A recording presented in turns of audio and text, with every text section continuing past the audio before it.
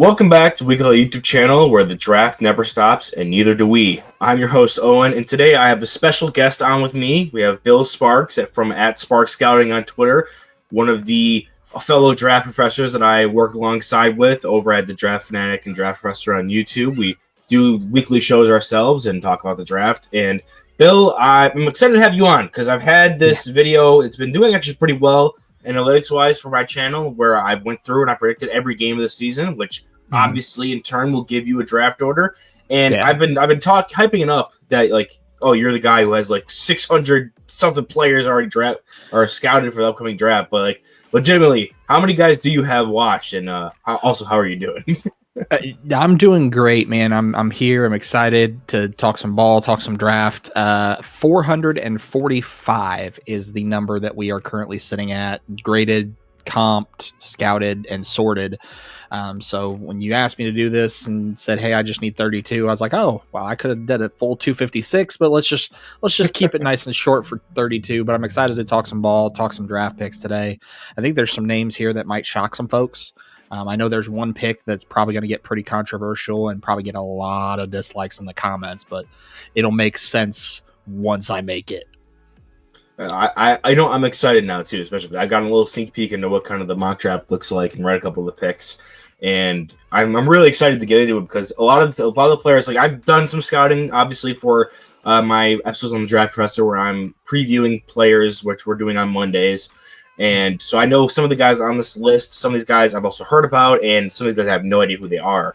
So I'm excited to hear and learn in the same way that the audience will be learning at the same time. So I'm excited to just jump right into it. So for anybody who has any questions, the draft order itself is set based on my predictions. If you want to go back and rewatch the video to see how I laid out the playoffs, what I said for each individual team, went division by division, broke that down in that video that's already up on the channel. So that's going to determine the order, and then everything else is all Bill Sparks here. So let's dive right into these picks. So at number one overall, we have New Orleans Saints. Something that's a very big shocker for most people when it comes to who's going to be probably the worst team in the NFL this year. And you have them going with Garrett Nussmeier, the quarterback out of LSU, your 23rd ranked player on your board right now. So is there any situation where this is where the Saints finish and there's not a quarterback drafted number one overall here to them? I don't see it. I think if you finish number one overall, especially with the quarterback room you have in Tyler Shuck and Spencer Rattler, and I was a Shuck guy. I had him between QB3, QB5 pretty much the entire fall and into the season. So I'm a Shuck guy. But if you finish with the worst record in the league, there's almost a guarantee that it's going to be a quarterback. The conversation becomes, which quarterback do you look at? And right now he's my 23rd overall prospect and my QB4. And I want to also preface this too. I threw a little challenge in. Arch Manning is not in this mock draft if you make your eyes down the list, and that's because I think there's probably a 2% chance we see him next season. For that to happen, one of three things has to happen. Three things actually have to happen in total. The first is he has to win the Heisman. Texas has to win a national championship, and a team that the Manning family would allow Arch to go to has to land the number one overall pick. That one team that I could see right now that would check that box would be the Los Angeles Rams with Sean McVay. But in your mock, they landed with the 17th and the 32nd or 16th and 31st overall pick. So not going to get it to number one. So, but I think when you look at Garrett Nussmeier's game, you know, this is a guy, just natural arm talent just jumps off the page. He's got the arm to make every throw, layer the ball in there. Very good throwing on the move, a quick processor when the first read is open. He does really well in the RPO game. You know, the concerns is obviously he's inconsistent in his progressions and the frame as well. He's 200 pounds. It's a stocky 200 pounds, but it's still 6'2", 200 pounds. I also, being the comp king, I have a comp for every player that I grade and I scout. I think this is Baker Mayfield. The exact gunslinger style that we saw with Baker Mayfield that eventually made him the number one overall pick. I think Garrett Nussmeier can be that guy. Not to mention the story behind it. You know, obviously Doug Nussmeier, the offensive coordinator in New Orleans, Garrett Nussmeier going from nearby LSU to now New Orleans Saints, staying in the state of Louisiana, eventually delivering them a playoff berth. I think that writes itself. I think ultimately, even though there are more talented quarterbacks, I think the Saints would take Nussmeier here, but I think there's probably a 95% chance they go quarterback at number one. I think it's funny that the Saints have effectively tied themselves to several different quarterbacks just through their history and who they have working for them right now to try to get a guy. Because if Arch did come out, it would be like poetic. Oh, Arch is going to the Saints where Archie played, his grandfather. It could have been something like that. But then you also forgot that Garrett's father is the OC over in New Orleans. So I can definitely see that as well. And yes, he plays at LSU. Nussmeier was supposed to maybe come out last year, but he wanted to return for one more season there down at the Bayou. So I could definitely see him progressing more. And is there a reason you went with him specifically at number one, even though he was your QB4 over some of the other options for the Saints offense? Or is it more so you think he has the best chance to take that next step to like solidify himself as number one pick? I think it's a little of both. So looking at it, one of those three that are ahead of him is Arch Manning. He's my QB2. The other two quarterbacks are in this mock, and we'll talk about them. I think Nussmeier has the ability to solidify his stock and get up into that top 10 range where you'd feel comfortable taking him number one overall. I think the arm talent that he has would allow him to push the ball down the field. And the fact that he's very well equipped in the RPO game, especially coming with Kellen Moore coming over from Philadelphia, who excelled in the RPO with Jalen Hurts. I think giving him Garrett Nussmeier, who's not quite the athlete that Jalen Hurts is, but also has the arm and the athletic ability to run that, I think opens up a whole host of opportunities for him. And then obviously it goes without saying, being the coach's son, the offensive coordinator is going to know how best to use his own son in the offense, to know what his strengths and where to hide his weaknesses. Yeah, makes sense. So next up, we have our number 2 overall pick. And you're going to have to make sure I say this right, because I've only ever seen it written down, never seen somebody actually say it. So Las Vegas Raiders, the number 2 overall, select Francis Mauigoa from Miami, the offensive tackle. You are correct. That is spot on. Francis Mauigoa, the offensive tackle from Miami. The reason I'm going Mauigoa here and not a quarterback, obviously, if the Raiders end up with the 2nd overall pick, that means that the Geno Smith situation just didn't pan out. But the big thing that's not really talked about, Colton Miller's in the final year of his deal. Obviously, the conversation is, do you want to pay him as a franchise left tackle, or do you want to get cheaper as an offense and use that money elsewhere? And I think in this scenario, they go elsewhere and they take Francis Mauigoa, freakish athlete, 6'6", 315, exceptional anchor strength, a devastating drive blocker. But the one thing that gives me pause on Mauigoa's game is he gets a little too over his skis and over aggressive in pass protection and often lunges too often. And it's just a mean streak thing. It's just him saying, I am better than you. I'm violent. I want to put you in the dirt and I want to hurt you. And just need to reel that back and calm that in. He is the 3rd overall prospect on my board. He's my top offensive tackle. The conversation right now is that he currently plays right tackle at Miami. So could he flip to the blind side in the NFL? I absolutely think with his athletic profile, he could. If at all, any reason Colton Miller's re-signed, now you can put Colton Miller as your blind side and then replace DJ Glaze with Francis Mauigoa as a seamless right tackle position. My comp for him is Penei Sewell, who has succeeded on the right side in Detroit. You could put him on the left side in a pinch. I think ultimately it's going to depend on where he lands. And in Vegas, he could play either the left or the right side. It's one of those conversations for me. You take an offensive tackle who's athletic, who's talented, and you figure out where you want to put him later, because in the NFL, you need 2 offensive tackles. Whether they play left or right side, you need 2 of them. Yeah, I definitely think for me, with picking the Raiders here and having them be 2nd overall, they were a team I kept trying to find wins for, because I do like that you're bringing in Pete Carroll. They weren't like this terrible team. They add Ashton Genty as a player that can be an engine for their offense. But for me, between their division being tough and the outside conference schedule or outside division schedule being on the tougher side of it as well, even though it's a 4th place schedule, you're going to see a lot of pieces getting moved in and set. And I'm not the biggest fan of their defense. I think that'd be the one thing I'd ask you about for that pick, is that is there a position between having, I know Caleb Downs is one of the top guys in this class at safety there. Is there any tried out Eric Stokes at corner this year, potentially. Are there any corners that you can see going this high as number 2 overall, or is there something where there just isn't the position of need there and you'd wait for a later round pick to try that out?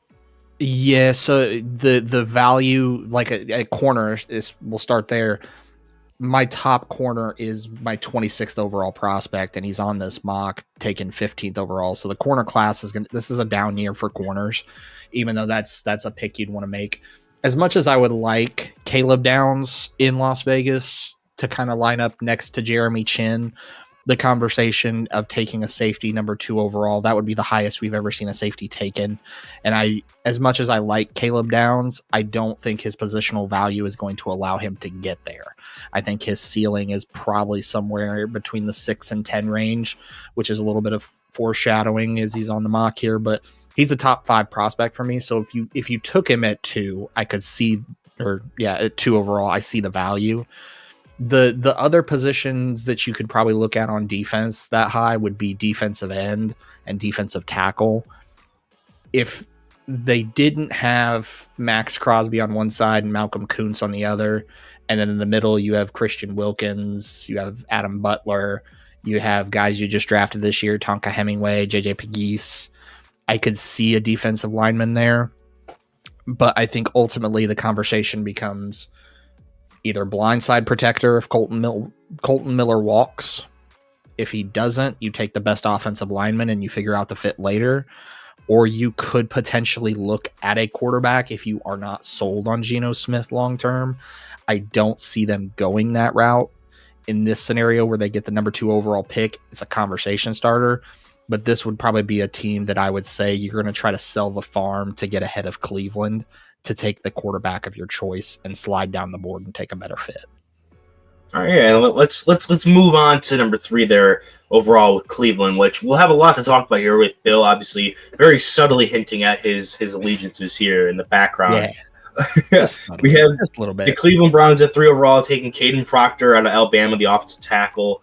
For me, that's something I'm curious about here as well. You were just bringing up how the Vegas may take a shot at jumping the Browns for a quarterback, but you also don't have the Browns taking a quarterback, even though they have their pick of the litter for the 2nd overall player. I think for me, the 3rd overall ranking here, I know this was one of the things we discussed in the DMs, was that you were a bit surprised how low I was on them, and it was less so that I think they're a bad football team overall. I do think outside of the confusion at quarterback, there's a lot of things to like about the roster.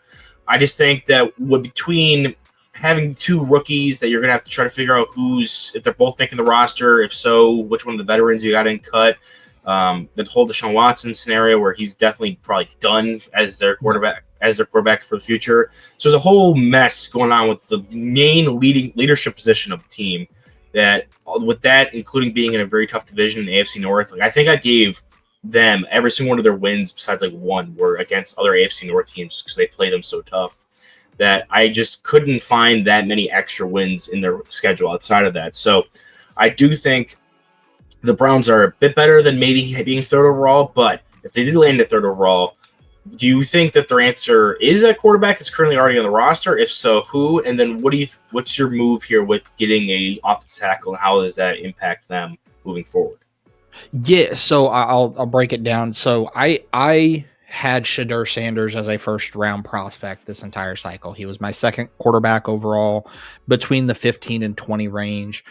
Him sliding was not indicative of his talent. It was indicative of how the league viewed him in terms of his off the field scenario, in terms of his talent based on how he acted. And by all accounts that I've spoken with, he's done the right things. He said the right things. Yes, there were 2 speeding tickets in a matter of 3 weeks, but show me an NFL player who hasn't gotten a speeding ticket. Show me a human being who hasn't gotten a speeding ticket. And in that area where he got a speeding ticket, it's a known speed trap. It goes from 80 to 70 to 60 in the span of a quarter mile. So that aside, if the Browns landed the number 3 overall selection, quarterback would certainly be on the table.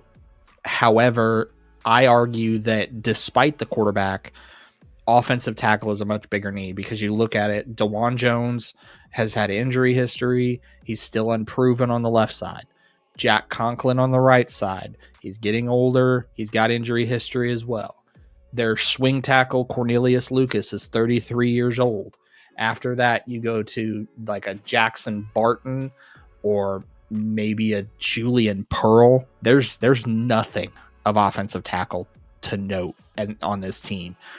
And if you're going to take a quarterback, you'd want them to be a little more solidified at the offensive tackle positions rather than just throwing him into the fire, which is why I think if they end up with that third overall pick, they're going to end up solidifying the rest of the roster around him and come back in 2027 when the quarterback class is just as deep with guys like Dylan Raiola and DJ Lagway and Arch Manning, should he not declare in 2026. Or they have a second first round selection. In this mock, they end up with the 13th overall selection, and we'll cover that. So they don't have to necessarily force a quarterback. If there's one available and he's a top tier talent, by all means take him. But in this scenario, I have them going Caden Proctor out of Alabama. And for me, Proctor is a human planet, right? At 6'7", 369, just a mountain of a man. But he also has a really natural knee bend and ankle flexibility that allows him to get low, that allows him to sink his hips and absorb contact. He's got a really good anchor, does have good recovery ability. He might get caught with an initial move now and again, but he has the footwork to establish his potential. The biggest issue for me is he's 369 pounds. When you watch some of the Alabama tape, watch when they go up-tempo offense, you see him hands on his hips, hands on his thighs. His cardio is not where it needs to be. So that would be the concerning part. My comp for him, it's Evan Neal. And I argue that Proctor is stronger now than when Evan Neal came into the league. The other big thing is the Browns do have specific guardrails around their draft prospects that they take. They like younger, highly athletic, high RAS score prospects. Caden Proctor is going to be 20 years old, and at 369, he's already going to check the weight box of the RAS score, not to mention the athletic and the strength portions of it. So I think this one is a Browns pick through and through. But would I be shocked if they go quarterback? Absolutely not. If I said it during this cycle, and I'll say it next cycle as well. If you are sold on a guy that, hey, this is a Cleveland Browns quarterback, this is who we want to tie our future to, then take him.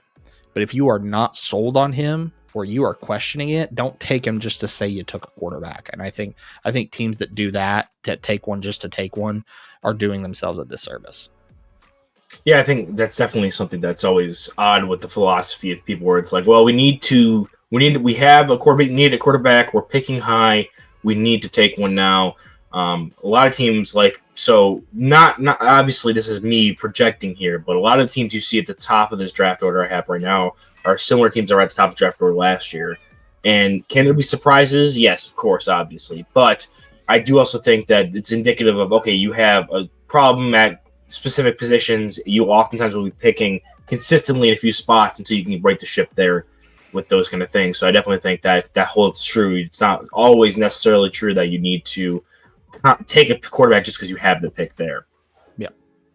So moving on to the fourth overall pick, improving. First team we've seen, I think, improve their draft positioning in this mock draft. The Tennessee Titans at fourth overall take Nick Harbor, the wide receiver out of South Carolina, which I've been told is a very controversial player in this draft cycle. So I'm curious to hear your opinion of it. I've seen the measurables. I remember when I was building my list for who to watch for this upcoming season, and I was going through and putting the names of wide receivers down. I saw this guy with his size, and then I'm looking at some highlights to see what he's looking like, and he moves insane. I'm like, who the hell is this 6'5" monster? And then I'm reading some scouting reports, and it's like, oh, he's not a football player. He just can't play the position. So I'm curious to hear what your opinion is and how you have him going here at fourth overall to the Tennessee Titans. Yeah, so Nick Harbor, this is a guy who was a back-to-back number one on the Feldman's Freak List. And for folks that don't know, the Feldman's Freak List is a list that's put together of college football players that are either really quick, really strong, really athletic, or all of the above. And to go number one back-to-back years, that shows that you have a Superman-esque, an Avengers level size and speed combination. 6'5" frame that he'll probably run a sub 4.3 if I'm being 100% transparent, just with how quickly he is as an Olympic sprinter. He is a nightmare matchup at every problem of the field. He also runs very angrily after the catch. He's not a speedster after the catch. This is a guy who is a human freight train. He wants to barrel through you. He's not going to blow by you. He's going to barrel through you. He also has a really rare fluidity for a guy of his size. Typically, the larger wide receivers, they're not as fluid in their hips when they're sinking into intermediate routes, breaking in, breaking out. He has that ability. The issue, though, is his production is significantly lower than what his athletic profile shows. When you have a guy that has all of these athletic traits, this size, this speed, this power, but then, he's only dropping less than 40 catches for 570 yards. What is going on? Why is this not translating? Is it a mechanics thing? Is it a tools? Does he just not know how to translate it? His route tree is still a little bit limited. It's mostly focused on vertical routes, in breaking routes, out breaking routes, rather than an entire route package. So that would be the one thing I would want to see him improve on this season. My comp for him is Alshon Jeffrey, but I don't even think that fully encompasses the type of athlete that Nick Harbor is. There's been a lot of controversy about him because some folks think that he should be playing defensive end. Some folks think he should be playing tight end. For me, when I have a guy who has that athletic ability and I've developed him to be a wide receiver, even if it is a deep vertical threat, I'm going to continue to develop him as a wide receiver. If you wanted to use him as a power slot style, kind of like a Vernon Davis-esque mold, how he was with the San Francisco 49ers, I'm all for that, but I don't think he should be a full-on tight end because of the simple fact that while he's strong, he still has to work on his hand placement with his blocking. But for me, he is my number 2 overall wide receiver, and he would give Cam Ward a true elite weapon on the outside that he doesn't really have right now. He has Calvin Ridley, but then after that, there's a lot of question marks. There's, guys like Chimere Dike and Elikai Manor that they just took in this year's draft. There's other guys like Van Jefferson and Tyler Lockett that signed a 1-year deal. So they have to get Cam Ward a weapon if they want to continue to develop him. And having Calvin Ridley on one side and Nick Harbor on the other, that's about the fastest way you're going to improve your standing from the 4th overall pick to potentially into the playoffs the next season. Yeah, I think he's someone who's super interesting. I have yet to get in to watch him. He's probably the player I have circled, like I'm the most interested to try and get a watch in specifically because he has so many different opinions on him. And like you were saying, he's very polarizing because I just went through and went back all the way to when Feldman started doing the freak list back in the mid-2015, like 2016, I think, was his first season doing it as like an actual uploaded article. And no one's ever repeated it as a first overall player on that list twice in a row. And so Harbor got it last year in 2023 or 2 years ago with the first being a true freshman to get it. And then this past season, he was number 1 on as well. So he's someone who's really intriguing. And it's funny because he gets taken here at 4th overall by Tennessee. And just from hearing the way he's talked about, you'd think he'd fit perfectly for our next team we're going to be talking about here, just because they always like to get some athletic freaks at random positions. At 5th overall with the Indianapolis Colts, but they're going to be taking his teammate and his quarterback, who's actually throwing him these passes here, with the Norris Sellers, the quarterback out of South Carolina. He's your 2nd overall player. Obviously, I'm assuming that means he's QB1 if Arch Manning doesn't come out. Actually, no, that doesn't even make sense because you have a different player at 1st overall. So he is your number 1 overall quarterback in this draft class. So I would be curious, do you think this – so if the Colts bottom out again, it's the end of the Anthony Richardson era. This is a player with Sellers that they're going to go after. From what I understand about Sellers is he has some kind of similarities to Richardson with some of his play, but what makes him different, what makes him better for the Colts than what they've currently gone through with their experiment with Anthony Richardson? Yeah, so the big thing with LaNorris Sellers, he is my number 1 overall quarterback, my number 2 overall prospect. He has the arm talent that's just exceptional. Like the same arm talent we talked about with Anthony Richardson, we have that in Lenoris Sellers. He can flick the ball 60 yards down the field and not even blink. He also is a natural runner, very good juice, but also is very physical. This is a guy, 240 pounds. You're not going to get him down with an arm tackle. He's willing to go through someone. You know, his arm strength and his athletic ability, he loves to be able to create out of structure, which if Shane Steichen is retained, obviously giving him that same style of quarterback, a quarterback strong arm, athletic, can create out of structure, is a good fit. The one thing that I like that Sellers does that Richardson didn't is his throwing motion. Sellers' throwing motion is clean. It's copy and paste, right? This thing is repeatable, down after down, play after play, just a natural feel of it. The problem with Sellers is he has limited college experience, right? This is a guy that's only had one full season as a starter, and that was essentially as a freshman in the SEC, and you could see it. There was a lot of times he tried to play too fast and played panicked and trying to be the hero ball because you're the future of South Carolina football. He's got to slow it down and avoid rushing throws that are not there. There's too many times where he says, I've got a cannon. I got to get rid of this thing. I'm going to just shoot it in there. And he throws it when it's not necessarily open, and it leads to a lot of dangerous throws, especially on the timing routes as well. He likes to see the back of the numbers cross into the open before throwing it rather than leading them to the ball. And the same thing with Anthony Richardson. He had to see it open before he would let it rip. I think right now, Sellers is further along in his development than Richardson was coming out of Florida. I could see a path where Sellers returns and we're talking about him in 2027. But if he did declare, my comp for him is Dante Culpepper in 2025. And everything that Culpepper did with guys like Chris Carter and Randy Moss and how fun that Vikings team was, Indy would absolutely have the same with Michael Pittman Jr. and Alec Pierce and even Jonathan Taylor in the backfield. Like an RPO style run of Lenoris Sellers and Jonathan Taylor would absolutely feed families.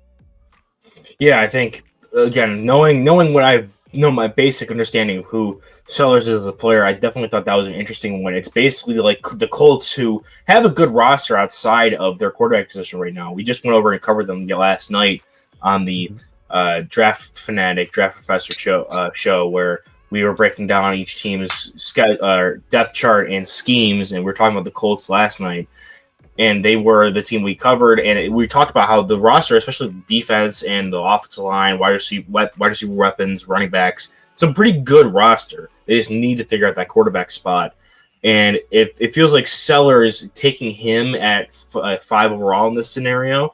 It feels like they're just getting another swing at the bat of like, okay, well, we missed on Anthony Richardson because he was just a little too undercooked for being in the NFL. Yeah. Let's get another swing at Anthony Richardson again, but now he's got a whole other year and a half of development on our last try at Anthony Richardson. So I think that's kind of funny. That's how they ended up landing it there, but I definitely do think he would be like their perfection version of what they were initially trying to get with Richardson.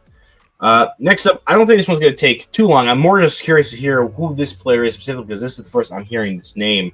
We have the Giants at 6th overall. I don't think anybody's really going to argue with them being the 6th overall team in this mock draft here. And they go with Spencer. Is it Fano or Fano? Fano? Fano is what I've been told. Spencer Fano from Utah. Spencer Fano. Yeah, the offensive tackle from Utah. So tell me a bit about Fano. I'm assuming, the Giants need a little bit of everything. The offensive line is never a bad place to go. So what do you think? What makes him the 6th overall player in your mock draft and 10th overall on your board?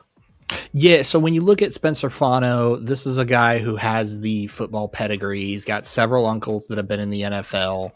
You know, the big thing also is he is just an explosive generator of power in the run game. He is willing to move people out of the way, especially when you watch, and I always point back to this game, watch the Colorado game and watch him pull around the edge.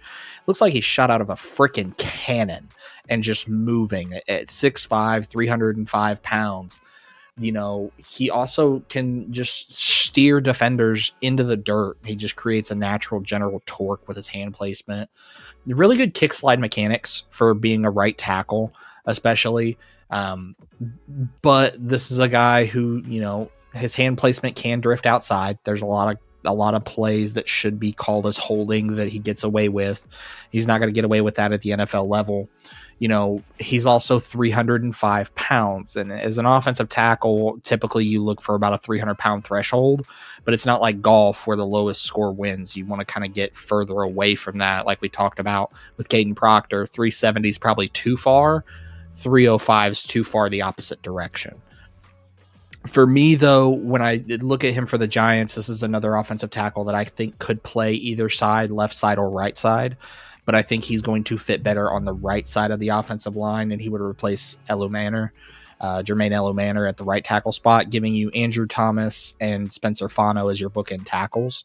And like I said, he's my 10th overall on my board currently, and also my number 3 offensive tackle. So I think getting that value here at the 6th overall selection for the Giants, they could go quarterback, especially if they decide to tear the whole thing down and Dable's gone and Shane's gone and they're not sold on Jackson Dart.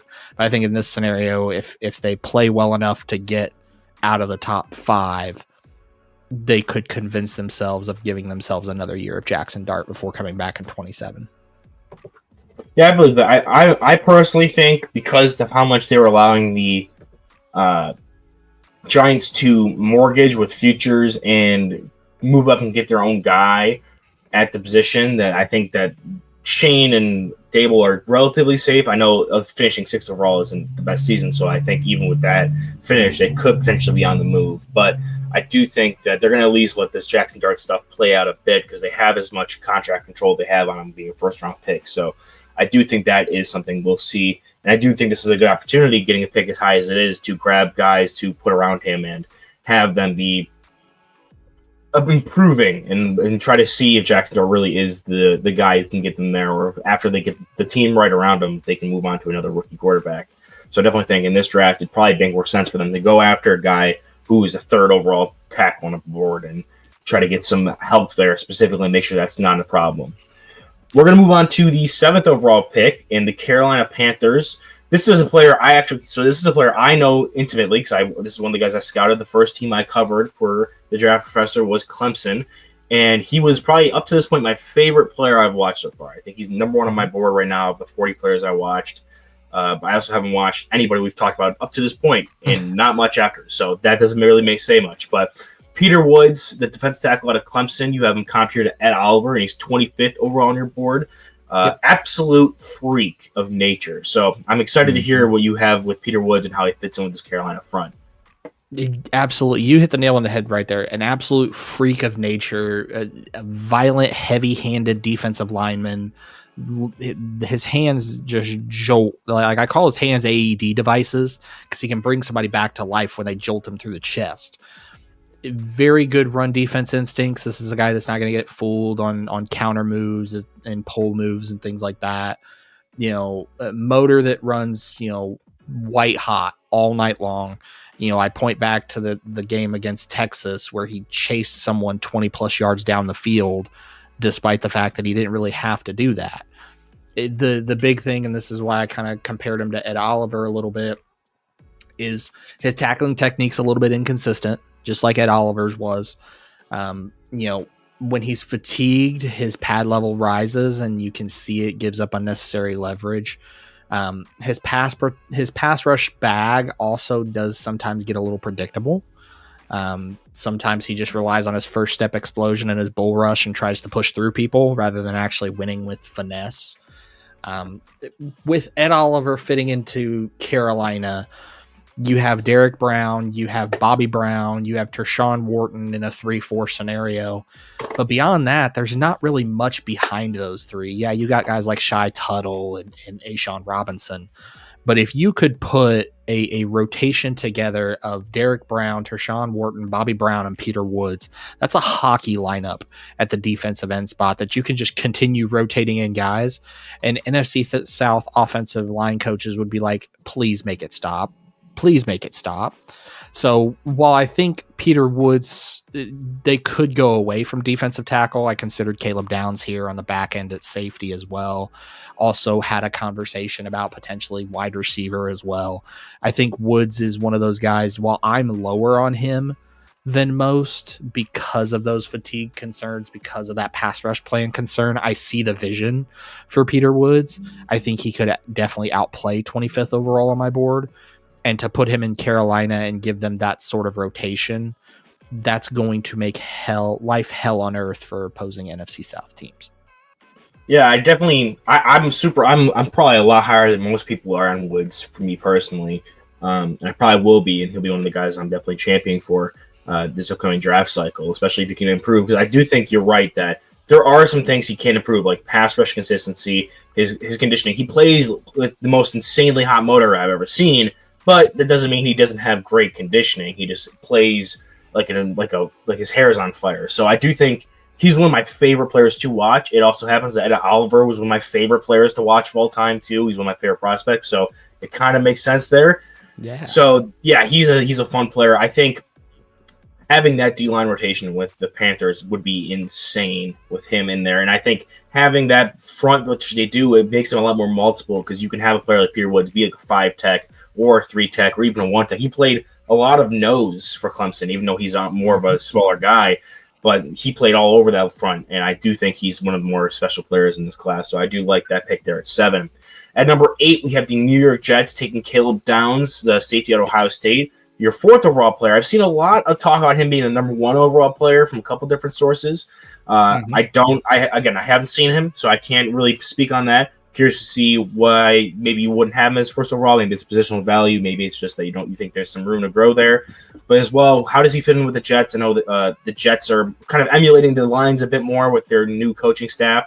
Is there a player that Caleb Downs reminds you of? I know your comp here is Minkah Fitzpatrick that he fits into the Detroit defense specifically. Would he fit more of the Brian Branch role or maybe the Kirby Joseph role specifically? Absolutely. So the first question, obviously, him being my 4th overall prospect, it's positional value. Because if you look, we've already talked about it. My 2nd overall prospect is a quarterback. My 3rd overall prospect is an offensive lineman. My top overall prospect, who is in this mock, is an edge rusher. So the 3 most important positions for me, you get your quarterback, you protect your quarterback, and you get after opposing quarterbacks. After that, Caleb Downs is the 4th because he's just purely the best player when you look at him. This is a guy that when you look at him on the back end, he processes information through his football IQ. You can tell this guy has a cot set up in the film room, and he's there 24/7, 365 days a year. Because the things that he develops, he diagnoses them before most people even know what's happening, before the quarterback even knows where he's going to go with the ball. He's that cerebral. He also is very fluid in man coverage, almost cornerback-esque. That's why I see kind of the Minkah Fitzpatrick mold, is that he can play the deep third of the field as a safety, but if you need him to go play man corner coverage, he's got the fluidity to do it. He also is very good in zone, has a good subtle body position to be able to position himself towards the ball where he can flip the hips and run, and then also crash downhill. The one thing that I would like to see him develop on is sometimes he gets too cute in zone coverage. He tries to manipulate and bait the quarterback rather than just shutting down the cross route or shutting down the out route. He also, I would like to see him reel in interceptions a little bit more. And I know that's probably crazy to say, but you look at his pass deflections, a lot of them are easily convertible into interceptions. And I don't know if it's a question on his hands or his focus or both, but that's what I'd like to see him kind of convert on. And him landing here in New York, when you look at what they have, obviously right now they have Andre Sisco, they have Malachi Moore as a rookie. I think he probably fits in closer to the safety role in the deep third of the field, and they line him up next to the Andre Cisco, you could also see them say, hey, we're going to move Brandon Stevens into the nickel, and now you have a cornerback grouping of Caleb Downs and Sauce Gardner, even not in a full-time role, but in a rotational basis. Caleb Downs is one of those guys that you say, okay, we're going to take him and we're going to put him in the defensive backfield, and then we're going to figure out the fit later.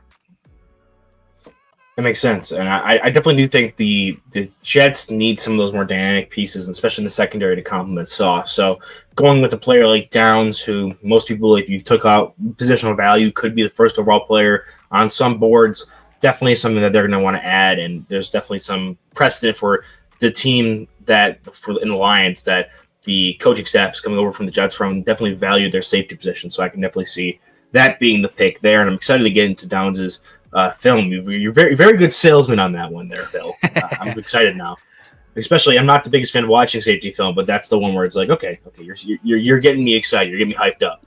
Yeah, so you'll want to turn that one on. I'm not a big safety film guy either. I love wide receiver film over all positions. But as a guy who doesn't really enjoy safety film, I found myself watching it again and again. Yeah, exactly. So we have at the 9th overall pick, the San Francisco 49ers taking Jordan Tyson, the wide receiver out of Arizona State, who you have comped here to Jerry Jeudy.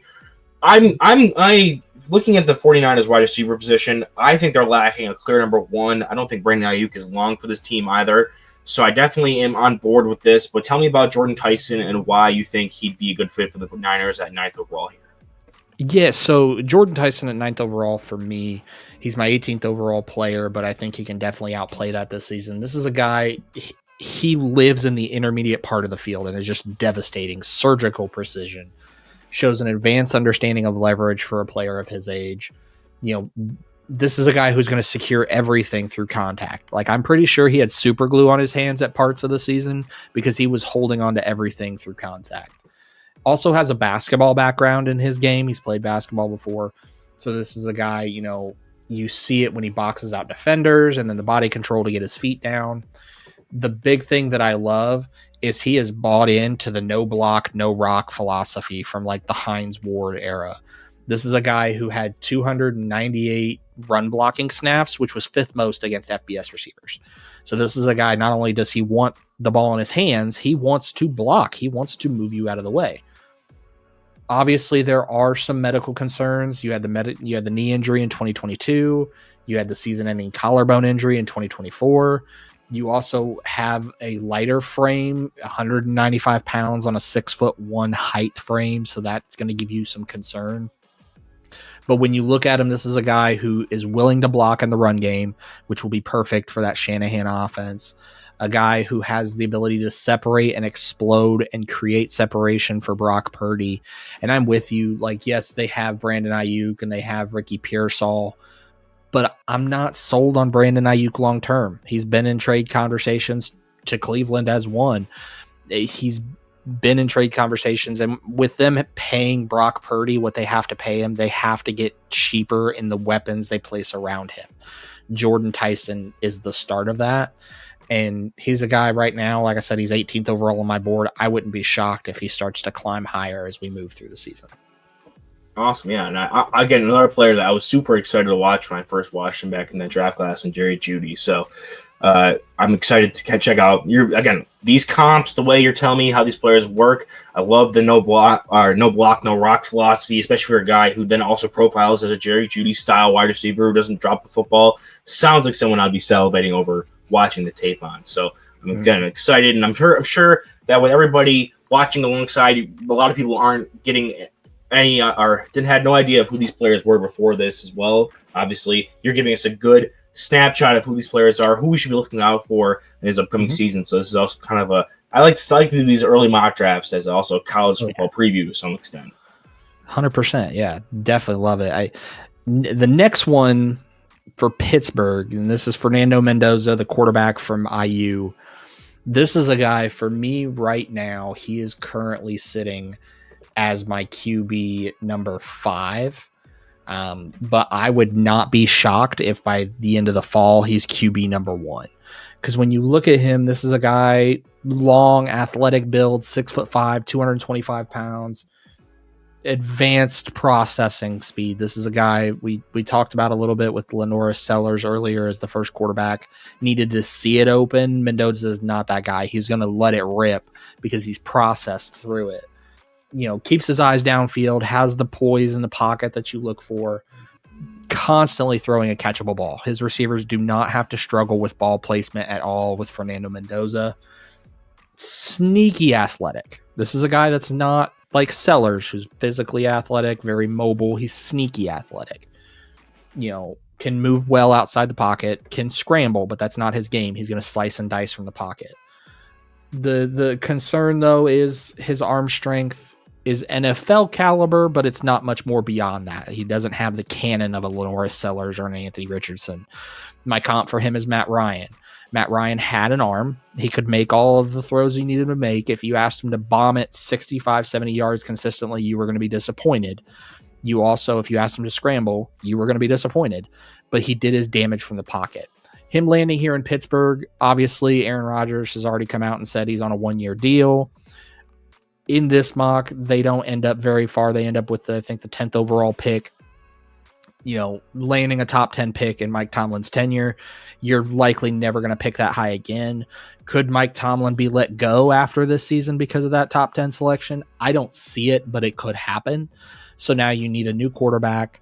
You need a face of the franchise to build around in Pittsburgh. And as much as it pains me to say it, it would be a top 3 selection in terms of value if they took Fernando Mendoza here to be the future face of Pittsburgh football. Yeah, with Mendoza, do you think it's a lot more? Are you projecting him a lot more, or did you see enough on tape where you're comfortable taking a 10th overall already? Because he was the quarterback at Cal, transferred to Indiana, replaced Curtis Rourke.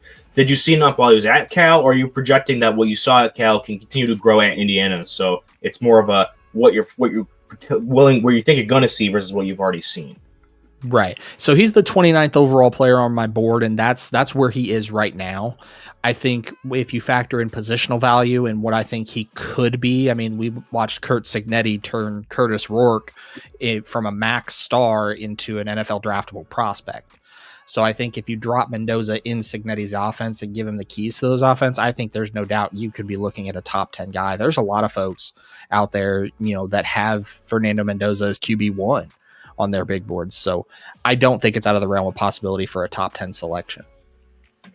All right, yeah, I'm excited because that was a name I've never heard, and you're dropping number 1 overall quarterback names here, and that's insane to me. So I'm excited to see that, especially in a Big Ten team with Indiana. So we'll see that jump in competition, see if he can really progress through that. So going to 11th overall, Minnesota takes Dylan Thieneman, the safety out of Oregon. You've computed Justin Simmons. Minnesota, I mean, this is pretty obvious. They constantly needed secondary help.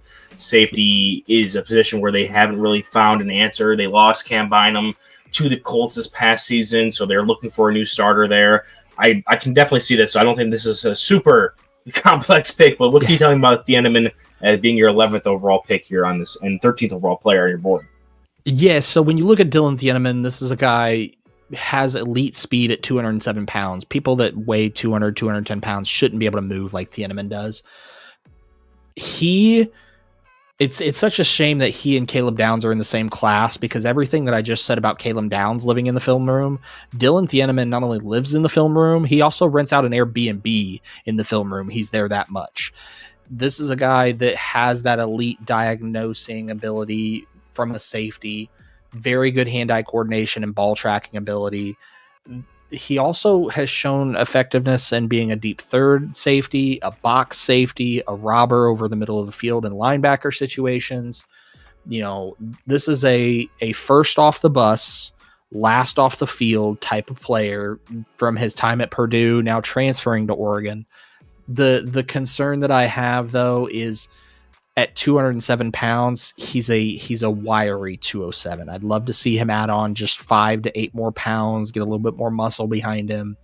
He also does have some occasional moments of overconfidence in his game where he thinks he's that good, and his eyes kind of fool him, especially in play action, where he thinks, okay, I know this is going to be a run because I've watched the tape, but he bites on a play action. Everything, like I said, that we saw in Justin Simmons, which makes the comp perfect. I think if you put Minnesota on the back end of that defense, just like you talked about, Owen, this is a guy who's going to make like hell for those NFC North quarterbacks. Yeah, I definitely think, especially when you talk about players who the question is, okay, they have a bit more wider frame. As a Bills fan, we talked about this a little bit with Maxwell Harrison, where they have this high level elite athleticism, but you're worried that they maybe are a little bit too thin for the NFL ranks. But when you're looking at a guy who's like, okay, if he can add on that extra 8 to 10 pounds, maybe he loses like half of a second or maybe less off his 40 time. Does that really impact him as much? If you're running a 4.34 instead of a 4.29, is that really as much of a difference if you're able to put on extra 10 pounds of muscle and be able to tackle and play more physical and not be worried about injuries at all? So I do think that's something that when you just hearing you talk about it makes me excited to see if that's something he's able to do, especially with Oregon being a top of the line, college program. I think they're projected to be the number 1 overall team this year. At least in the AP polling. So they're definitely a team that's going to have high expectations. You're going to see a lot of Oregon on your national television screen there. So now we move on to New England at 12th overall, having improvement on the season, and you have them getting some juice on the defensive side with your number 1 overall player. So what can you tell me about Ruben Bain as your number 1 overall player, the edge rusher out of Miami? Yeah, so he is my number 1 overall player on my big board right now. It's 6'3", 275, but man, he's got a first step quickness at 275 that looks like he's shot out of a cannon, like just explosive. Very good laterally and changing direction. This is a guy, he can redirect in space, track plays down from the backside of a defense.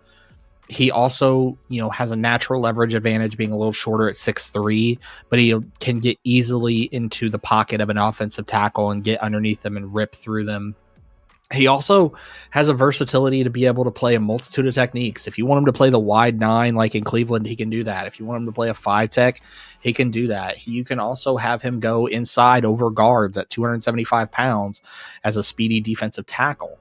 This guy also has a diverse arsenal in his pass rush bag. He is deep in his bag.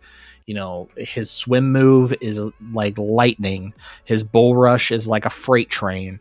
This guy has everything that you could look for in a premier edge rusher. The concern, though, is there is a medical concern that could give teams pause when you look at how he healed from his calf injury over his sophomore season.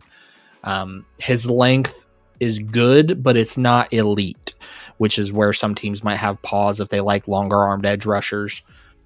He also still needs to develop a bit of a counter move. When his initial move breaks down and it's stalled out, how does he work through that?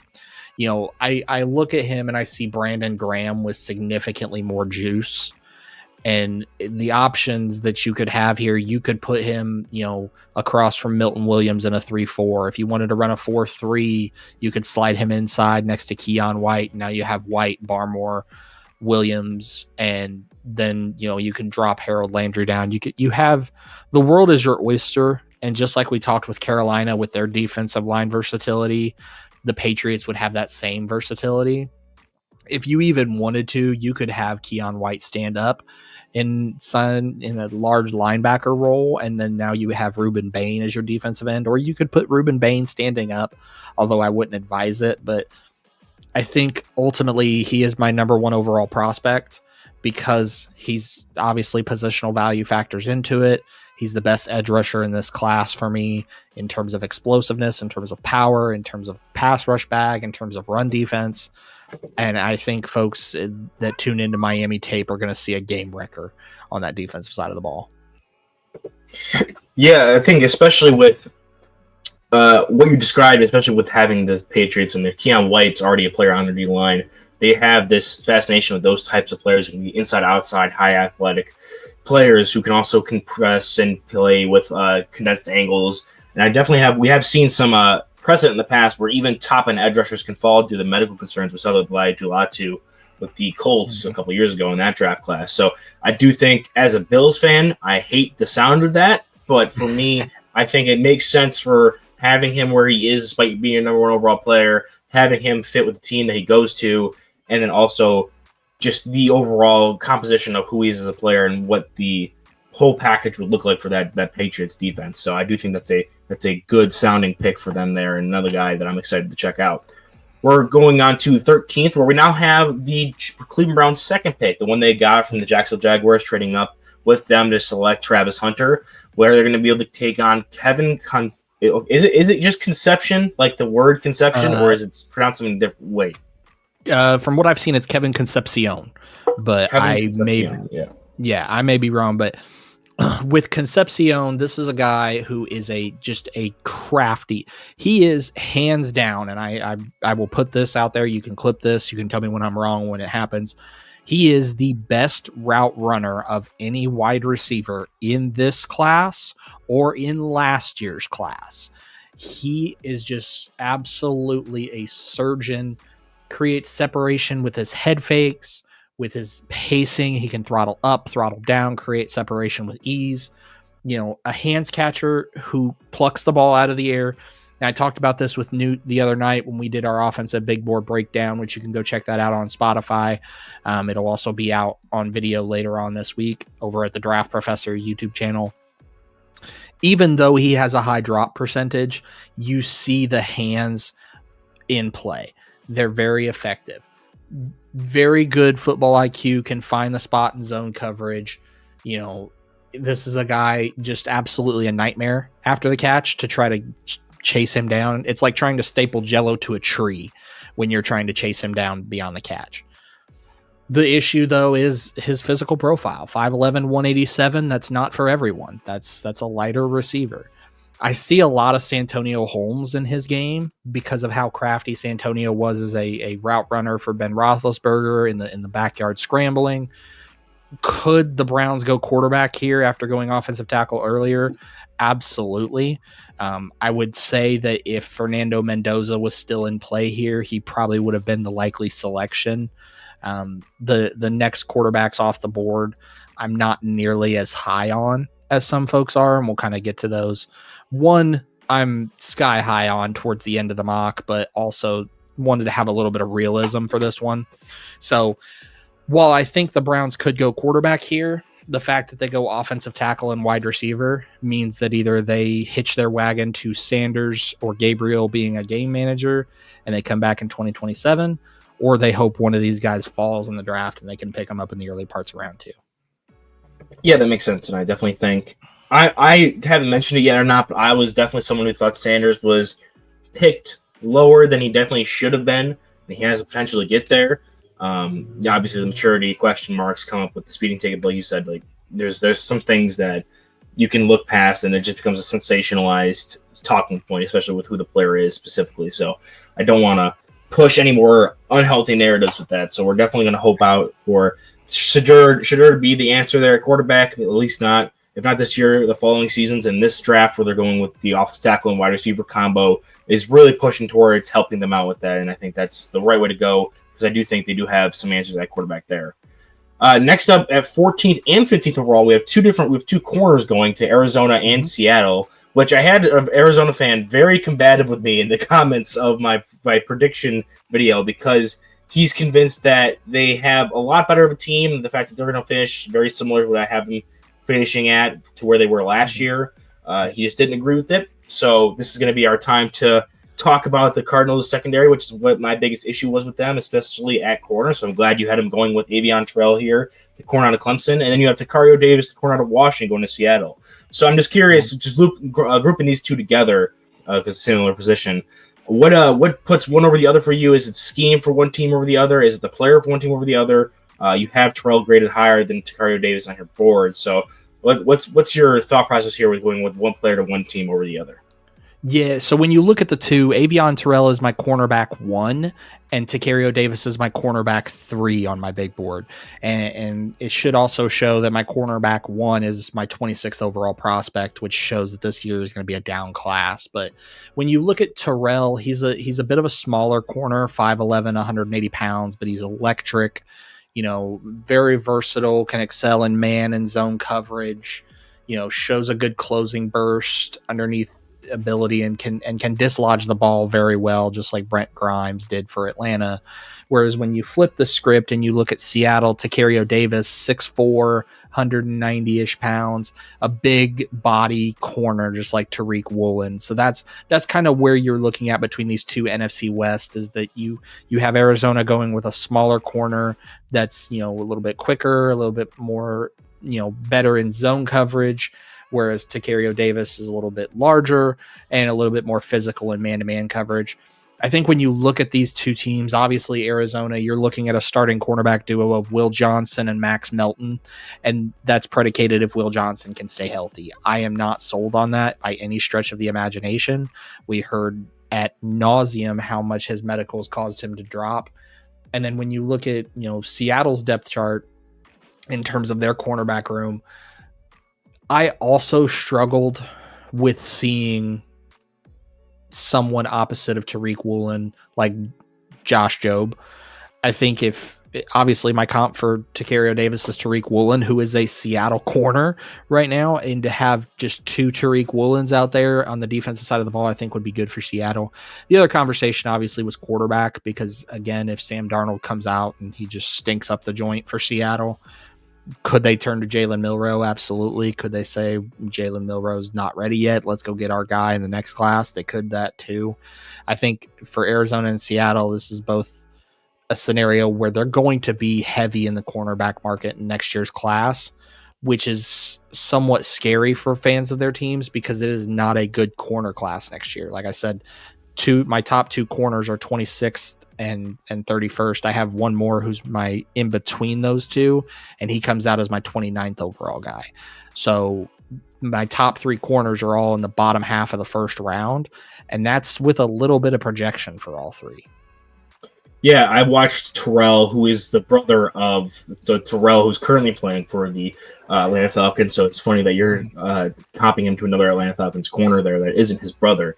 But I did watch him. I definitely saw a player that fits that Arizona Cardinals mold of being more of an undersized guy, but willing to play on the outside, is twitchy enough to play both zone and man. So I do think that is good. And as a Washington Huskies fan, I'm familiar with Davis as well. So I definitely do see that longer, higher athlete level corner. I do think he's a player that, with this season specifically, with his higher upside, he could definitely progress higher and make it a bit easier on you, Bill, with your apparent hatred for this corner class, to have some guys who are actually confirmably like solid round one players. So right. We have one pick left here in the first round mock. It's going to be the 16th overall pick, or one pick left in the first half of this first round mock. My apologies. With the LA Rams having the Atlanta Falcons pick at 16, taking Cade Klubnik, the quarterback out of Clemson, who I love the comp on this one, by the way. So we did Klubnik, like I said, we did Clemson for our preview show, and Klubnik comped to Zach Wilson. I do think he's a bit better of a processor than Wilson personally, yes. But I do see a lot of, when it comes to the arm talent, movement ability, that he just needs to unlock a bit more. And even with some of the negatives, like the panicking under pressure, bailing from clean pockets, I do think, for me, Klubnik definitely profiles a lot to Wilson, but for me, he takes care of the ball better and gets through his reads a bit better than Wilson did while he was at BYU. So I do think I like that comp. So what do you see with Klubnik as opposed to playing in a Rams offense with Sean McVay? Yeah, so you hit the nail on the head there. When I look at Cade Klubnik, this is a guy who has the arm talent. He's a natural improviser, but he panics entirely too frequently, and his processing causes him to either just slow down or just sit on his first read. So for me, he is right now my quarterback 9, and he is not, when I say not ranked, that is in my top 64. So he would be outside my top 64 prospects. I see the vision with Cade Klubnik. I see what people like about Cade Klubnik, but obviously that processing speed, the panicking in the pocket, those are concerns that we had about Zach Wilson. Eventually, people fell in love with the arm talent, and he ended up number 2 overall.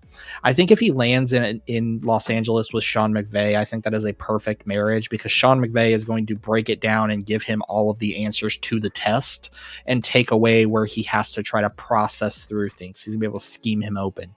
In addition to that, if Matthew Stafford is still there, that gives Cade Klubnik a year to sit, learn, work on that processing, learn to calm it down, and he could be an excellent fit for them. I think if you ask him to go any higher than this, it's going to be very concerning. I know I've talked with more than a few folks about Cade Klubnik. The league is significantly lower on him than the draft media is. I've heard day 3 grades from some folks of talking in the league. So I wouldn't be shocked if he doesn't land in the first round. I'd also wouldn't be shocked if he lands in the top 5.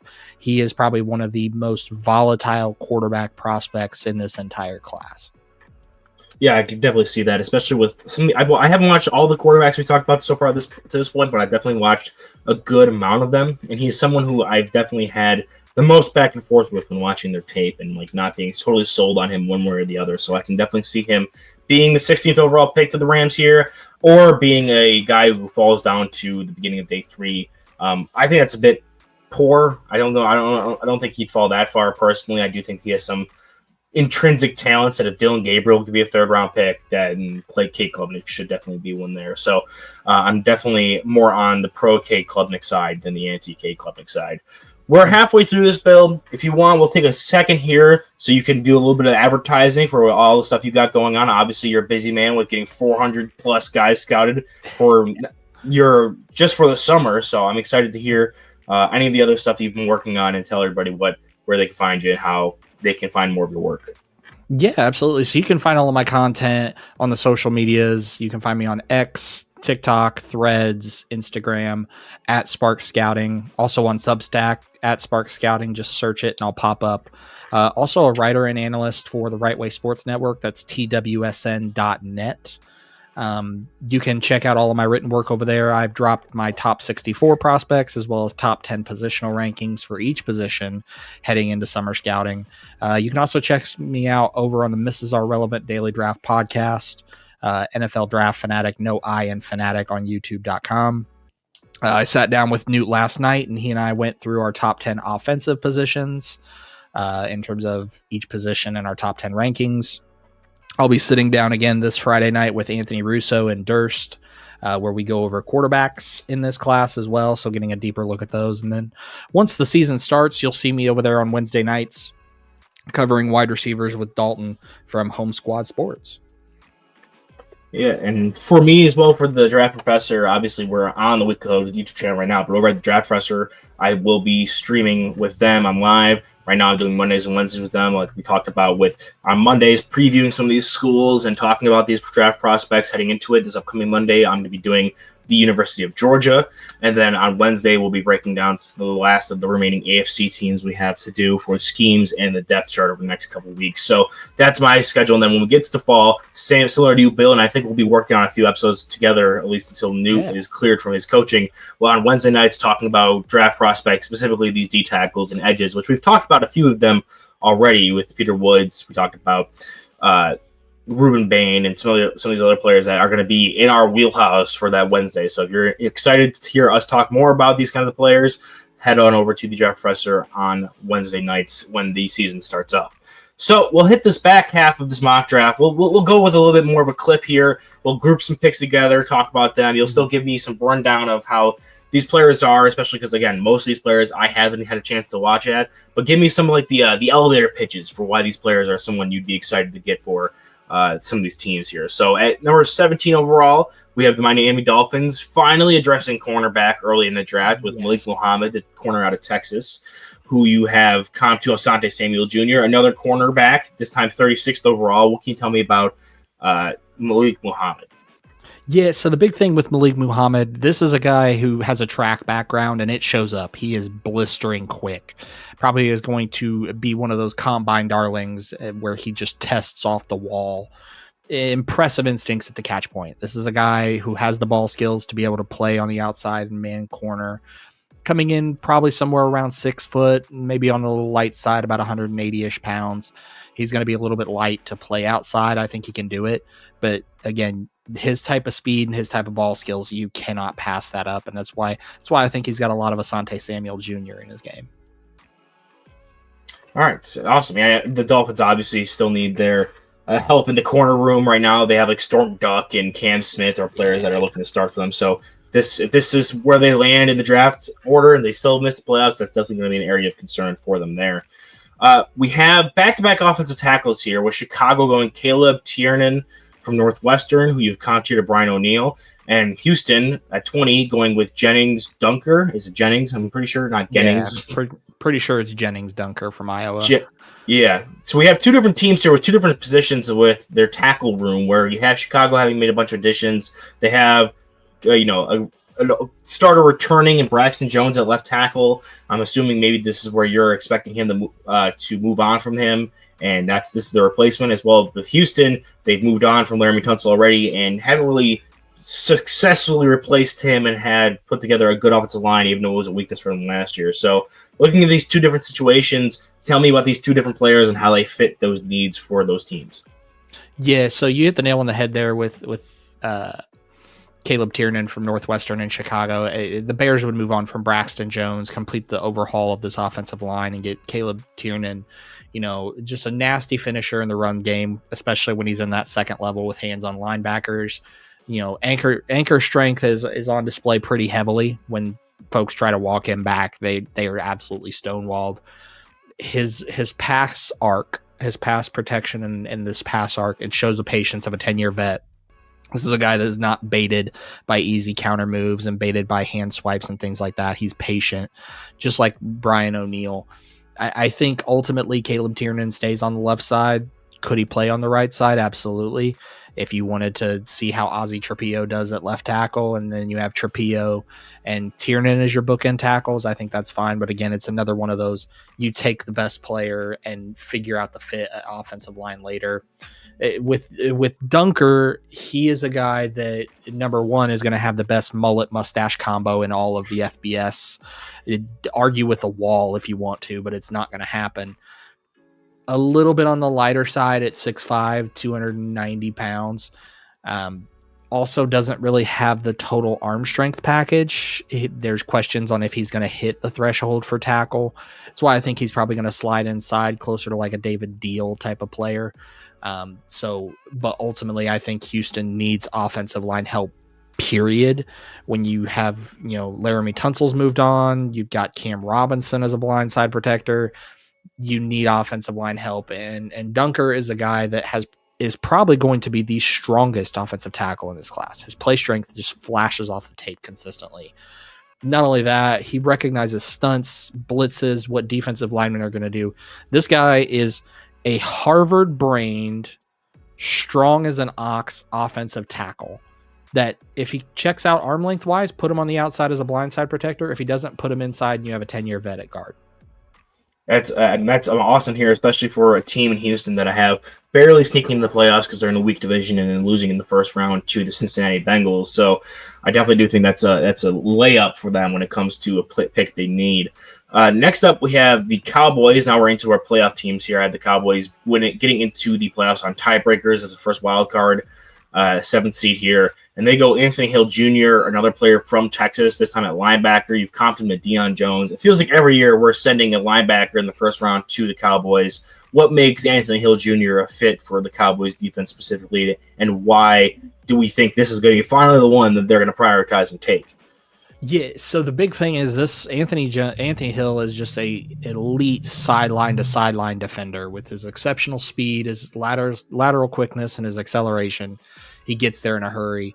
But not only that, he also has a pass rush back. This is a guy that if you want to use him as a pass rusher, you drop him into coverage as a linebacker, but drop him down as a pass rusher, he can do that for you. Also shows a really, really good skill set of creating turnovers. In the NFL on defense, that's one of the best things you can do is create turnovers. I think that's why he's a lot like Deion Jones. It has the pass rush bag, can wear the green dot for you. This is a guy, you watch him play against Alabama as a freshman and made some seriously clutch performances. I think this is the year where Dallas says, okay, we got to take a linebacker, so who's out there? Oh, there's a guy right up the road in Austin who's making plays left and right. That just screams Jerry Jones moving heaven and earth to get Anthony Hill and down in Dallas.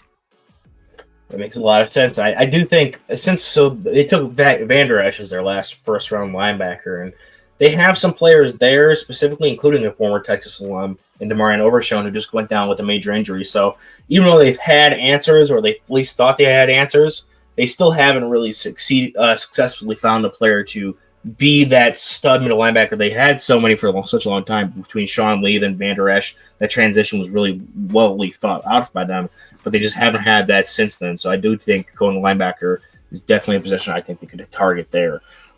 Next up, we have the LA Chargers taking Jermad McCoy from the corner out of Tennessee. Another corner we have here, this time 48th overall on your board. Jermad McCoy comp to another Mick corner out of Roger McCreary. The Chargers, we just covered the Chargers as well last night with the Colts. So I think corner is a place where they have guys there that are pieces that they can trust and will be play disciplined, but don't really have a ton of upside. So what about McCoy makes you think that he can come in and be the Chargers' answer at number one corner? For McCoy, the biggest thing that he brings is his ball skills. They are some of the best ball skills, playing the ball while it's in the air, and shows a really good spatial awareness to be able to track the ball while it's in the air, but not get called for pass interference calls. Just a really natural fluidity when you ask him to flip his hips and turn and run and mirror receivers in both man and zone coverage. Also brings an added value as a punt returner. Averaged 18.8 yards per punt return in high school, and he's shown flashes of it at Tennessee. The big concern for McCoy is he did just tear his ACL in January of this year. So how ready is he going to be not only for this season, but also for the draft cycle, and where's he going to look at? And obviously his recovery process is going to be scrutinized by the NFL. Teams are going to ask him about it. Where's he at in it? What's he doing? Things like that. I think even though the Chargers have some solid corners, they don't have that one guy that says, hey, this is X, we've got a plan for him. Like the Jets have the Sauce Gardner and the Browns have the Denzel Ward, that one corner that can absolutely shut down a game. And I think if he's healthy, Jermad McCoy can be that for the Chargers. And he looks like he's a guy who has some decent bit of eligibility left. So I definitely think he's a guy who, based on what you talked about, the injury, especially in January, being so outside the season, I think that'd be a situation where if he doesn't come back, he's not at full strength, he doesn't have to rush it back to try to make sure he can lock it in as a first-round corner. He could push it off for another year, or he could come back and show that that wasn't a big issue. I'm already fully healed, then I can be a guy who goes 21st overall to the Los Angeles Chargers. 100%. Speaking of the AFC West, we have the Denver Broncos picking 22nd overall, taking Eric Singleton, the wide receiver out of Auburn, and we also have another wide receiver afterwards going to the Eagles at 23, and Jacoby Lane, the wide receiver out of USC. So I see you have two comps here to players who I believe are no longer in the league. I know Santana Moss played for forever, but I think he's finally retired. Yeah. He was someone who would grab in Madden 25, the original one with Barry Sanders on the cover, and he'd be 40 years old in that game. So tell me what you see on both these players, talk about the comps, and why you have one over the other for the specific teams that are picking here. Yeah, so when you look at the two players, obviously Eric Singleton, he's going to be the smaller, lightning quick receiver. This is a guy, Eric Singleton's probably going to run a 4.3 when we get to the combine in February. Just a natural hands catcher, catches the ball away from his frame very well. A little bit undersized when you look at the wide receiver spot. Comes in at 5'11", 180 pounds. So he's kind of that shiftier, faster guy who can play on the boundary, but you'll probably put him in the slot. And then when you flip the script and you look at Jacoby Lane, this is a towering 6'4" wide receiver, long arms, consistently wins jump balls and fades, snatches the ball out of the air with his hands, but also doesn't really have that elite burst. And he's also a little bit lean too. At 6'4", he only weighs 196 pounds. So when you look at these two receivers, obviously with Denver, you have them going more of a quicker, smaller, faster, shiftier receiver to be able to scheme up some things for Bo Nix, get him open quickly, even on jet sweeps and screens. And when you look at Philadelphia, this is a guy where you would take and put him on the outside, and now you have a wide receiver triumvirate of A.J. Brown, Jacoby Lane, and then in the slot, Devontae Smith. If A.J. Brown decides to move on or requests a trade, or you don't want to pay him anymore, you want to trade him, Jacoby Lane would replace A.J. Brown, albeit not as bulky and stocky, but has the height at 6'4".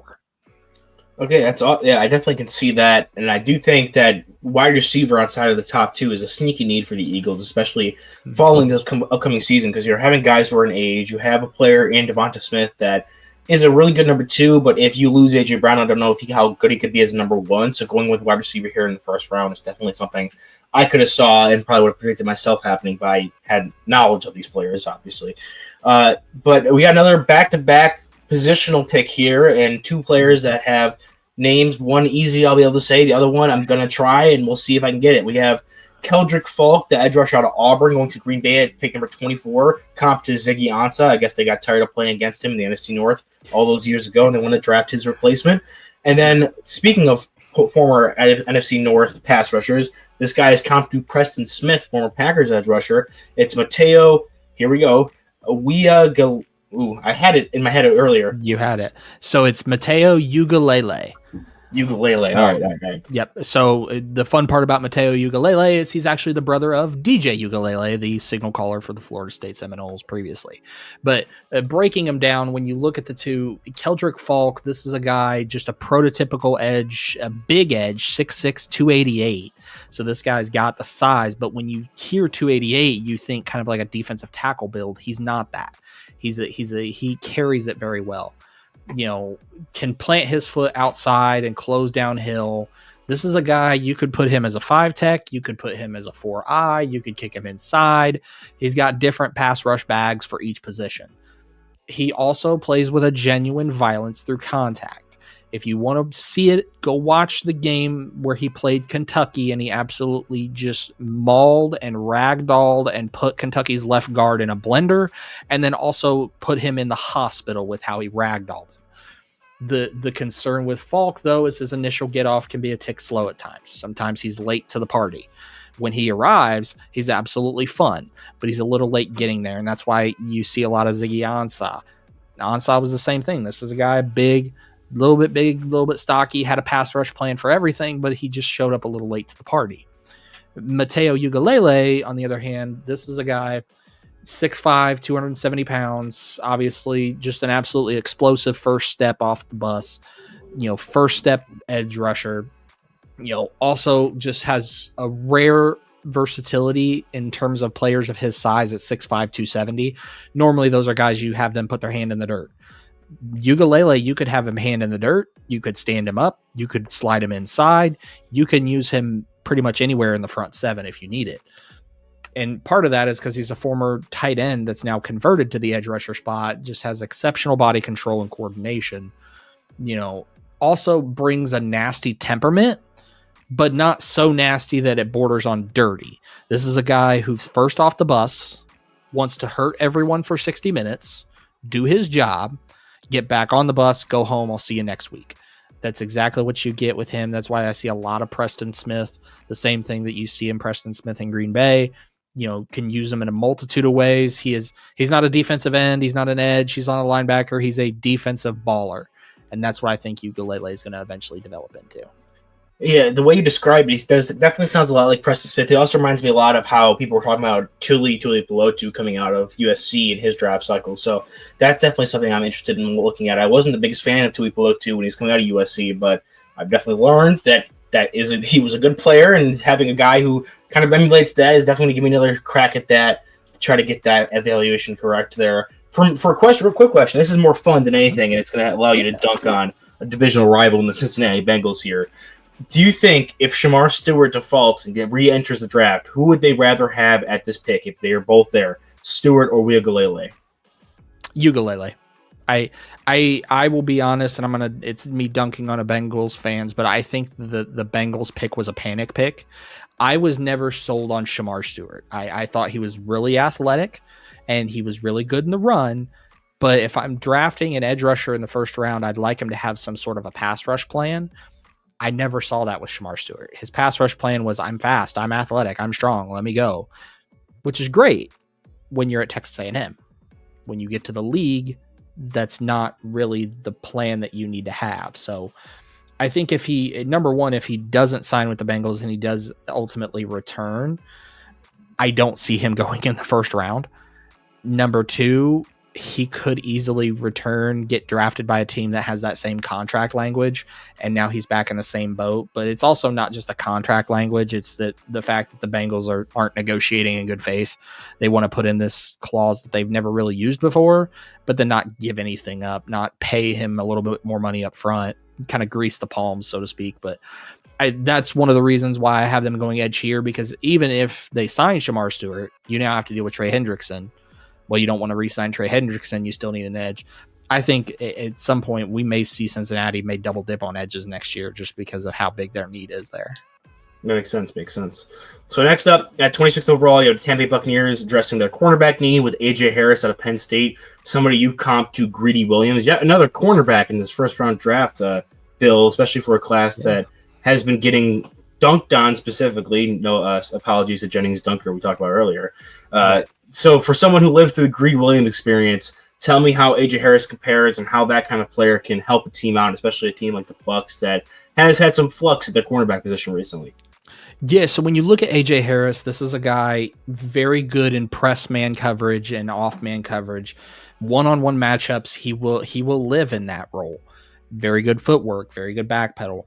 Willing tackler with toughness at the line of scrimmage to be able to help in run support.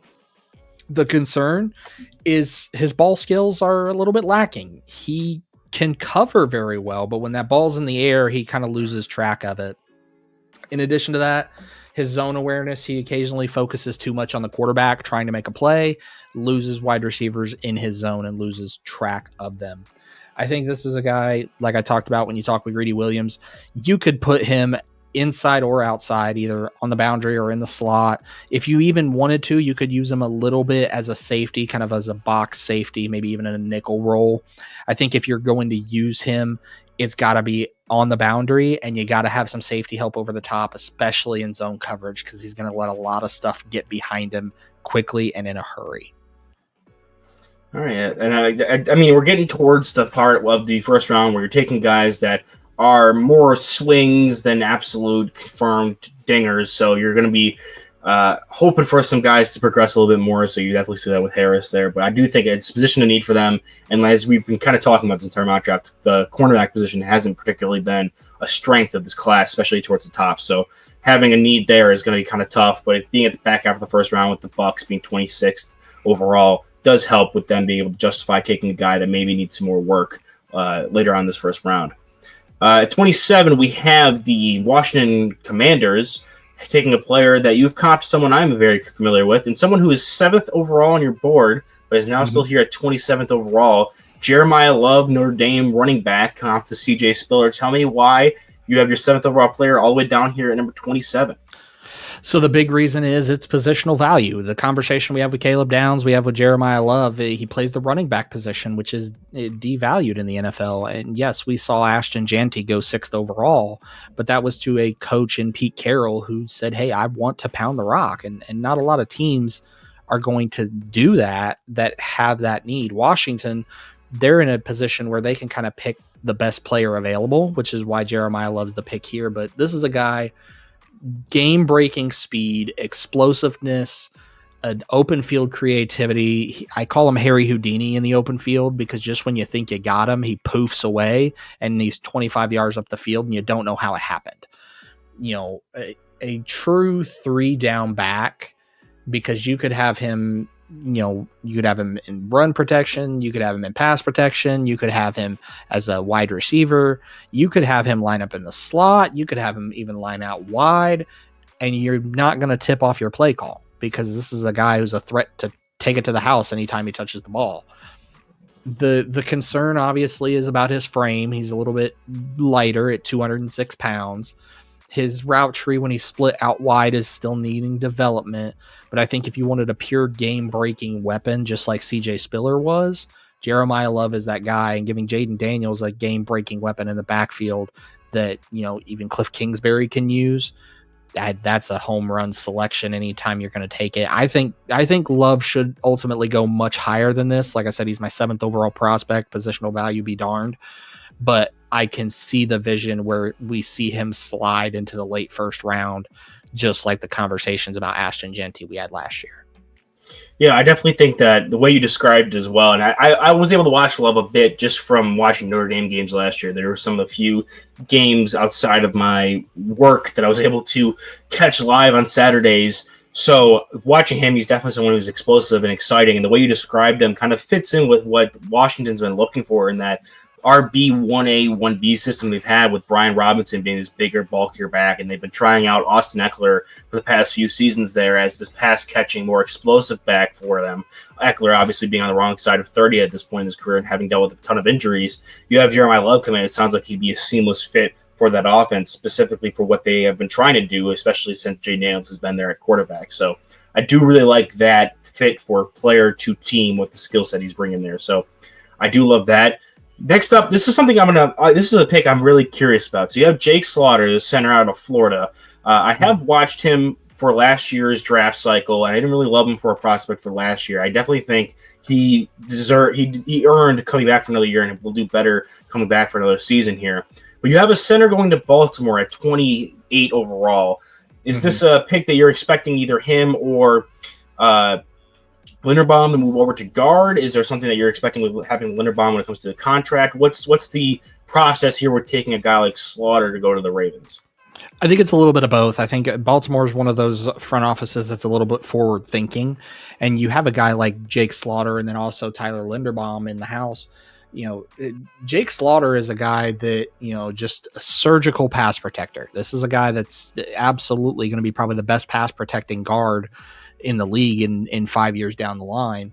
It has very good movement skills, especially when you ask him to pull on a counter and on a trap move.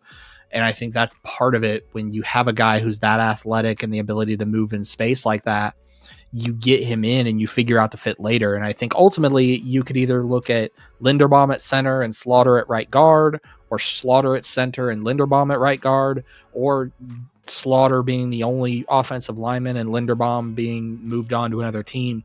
I think in a perfect world, you would have Slaughter at the pivot and you'd put Linderbaum at guard. And now you have Daniel Falele as a swing guy, bench guy, depth guy. Obviously, he's not ranked on my board right now because of the simple fact that centers do get a little bit devalued when I look at that position. Not ranked means he's not in my top 64. I see the vision. He's still my top overall center. Obviously, there's some places PFF dropped their top 50, and he was in the top 15. So I could certainly see the value. Centers are just a little bit of a devalued position for me because I think that's one of those positions that you can either develop on your roster or you can find a little bit later. But when you look at what Slaughter can do in terms of being able to move and pass protect, he would be a perfect fit in this offense. And I think Baltimore, we see them do it all the time. They're just going to take the best player available and figure out the fit later, like they did with Malachi Starks, like they did with Mike Green. They're going to take him and figure out how to use him best later. Yeah, I definitely think that's a position where they could load up, and they've always had some kind of question marks on turnover with offensive line. So grabbing a guy who could be an interior offensive line player, I definitely do think is in their wheelhouse there. We now have Kansas City here at 29th overall, taking Denzel Boston, the Washington wide receiver, who you've comped here to T. Higgins. I know Newt's a big fan of Denzel Boston. Being a Washington Huskies fan myself, he was one of the only few things that I enjoyed watching about the team last season. So he was someone that really caught my eye. Why do you have Denzel here to KC? Is it because of the swings they've taken at wide receiver in the past and they want more of a steady presence there, like when they had with DeAndre Hopkins or Juju? Or is there something else you're seeing in this game that maybe they haven't yet had, especially with the skill sets they've had at wide receiver recently? Exactly that. The skill sets they've had at wide receiver have been the smaller speedster guys that, they can use their speed to get open, but they don't really have, when they get down into the red zone, they don't have that big body presence. Right now it's Travis Kelce, but Travis Kelce is also up there in age. So you've got to have that big body guy that can play the jump ball and the contested catch situations. He also does thrive in the middle parts of the field. And we've seen what happened with Kansas City. We've seen teams kind of cheat up into high safety looks and say, we're not going to give you the deep stuff. We're going to ask you to beat us over the middle. And that's where Patrick Mahomes has thrived. And that's exactly where Denzel Boston likes to live, in that 15 to 25 yard range, because his body control and his hands and his size allow him to just dominate that part of the field. So I think this is a perfect marriage of what the Chiefs like to do offensively, as well as what they need offensively in a big body target. as well as a little bit of planning for the future when and if Travis Kelce eventually moves on. Now you have that big body target.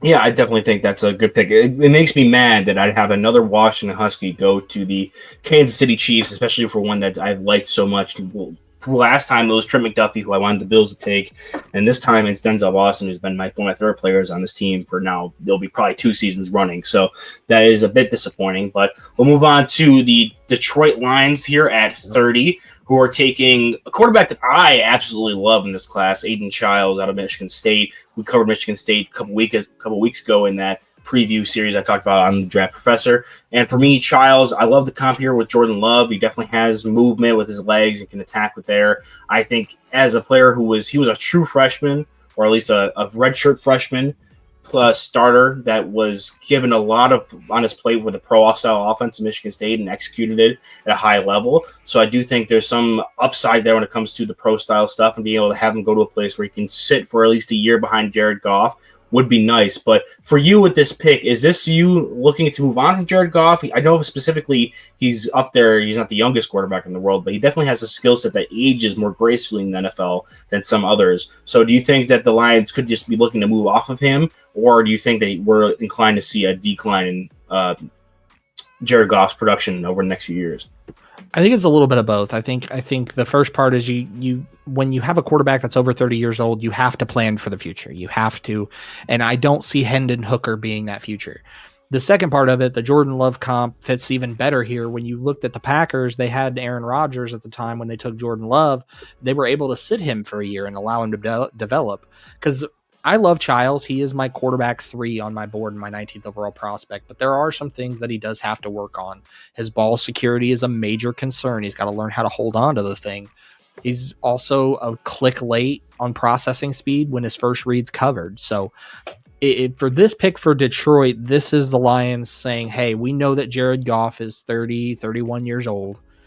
We're going to plan for the future with Aiden Childs. Bring him in, give him a year and a half to sit and develop. And then by the time that he is ready to roll, at that point, we can say, okay, Jared, the way we brought you in is the way we're going to take you out. You tell us where you want to go. We're going to send you there. And we're going to send you off into the sunset gracefully.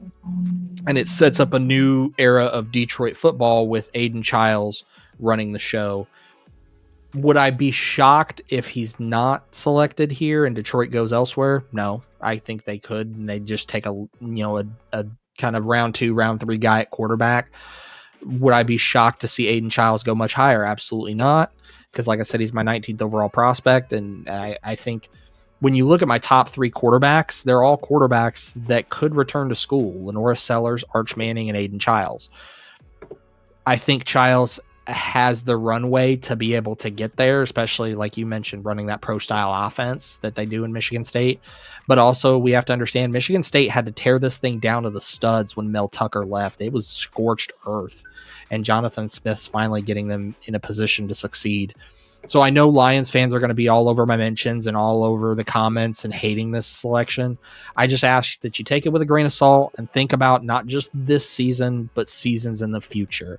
Do you want Jared Goff as a 33, 34-year-old starter with no backup plan in place?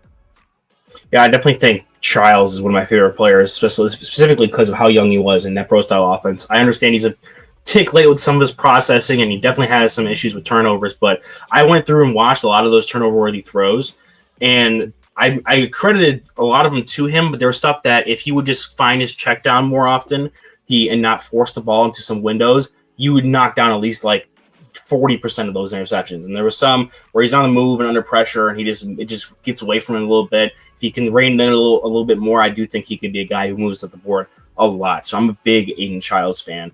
We have 2 picks left. Now we are down to our Super Bowl matchup, the LA Rams and the Buffalo Bills. First up, the Rams at 31, taking Kamari Ramsey, the safety out of USC, who you've comped to Derwin James. Go ahead and fill us in on why you have Ramsey here at 31, and where do you specifically see him starting with the Rams if you're going to draft him here as a safety? Because they have some young players in that secondary that have progressed well. I'm curious to see where you have him slotted in and why you have them targeting safety this early on.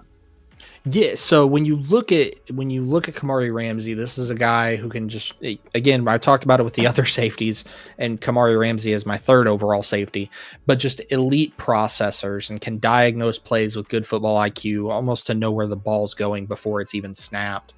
A mirror technique and man-to-man coverage that borders on absolute perfection. This is a guy that, he's going to be able to match up very well against tight ends and neutralize any size mismatches that he has. Also has a really rare versatility. This is a guy you could line him up as a traditional safety, a box safety, a slot corner. You could even drop him down to being a little light linebacker. So he's a defensive Swiss Army knife for the Rams. He also does have a bit of a pass rush plan in terms of blitzer. This is a guy that can really get after the quarterback. The concern obviously is the ball production's not there, so you have some concerns mechanically and technically that need to be refined. His missed tackle percentage this past season absolutely spiked, went from I believe 9% to almost 20%. So you want to see that get cleaned up as well. For me, when I'm taking him, I'm looking at their defensive backfield. You have Ahkello Witherspoon and Darius Williams at corner. You have Cameron Kitchens and Cam Curl at the safety spot. At that point, you would start Kamari Ramsey. I would start him opposite of Cam Kitchens and have Kitchens and Ramsey. And then now you can use Curl as kind of like a nickel back or even in a 4-2-5 look with three safeties on the back end as well, if you wanted to run that. I think Ramsey is another one of those best case scenarios where you say, okay, we look at what the team needs. We've fortified the defensive line. We've fortified the offense with quarterback. Now we need to look on the back third of the defense. Here, with the run we've had on cornerbacks, I'm not confident in another corner coming off the board, as well as with the linebacker that we had in Anthony Hill Jr. earlier. I would love to give them another linebacker, but I'm not confident in taking another cornerback this early as well.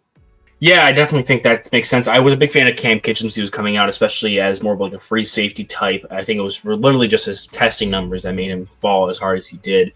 So bringing a guy who could be more of that typical strong safety to spell him as a free safety and work together in tandem there. And again, Cameron Curl being a player that has been a starter for the league, Washington specifically as a seventh round pick, you don't want him to be your consistent starter. There's a reason why he's no longer with Washington despite starting with them for several seasons. So I do think having him be more flexible. And then you also talked about how Ramsey is versatile in his own positioning. So you have a guy in Curl and Ramsey that you can rotate around and flex around itself and have Kitchens be that more stay-at-home back-end center fielder safety.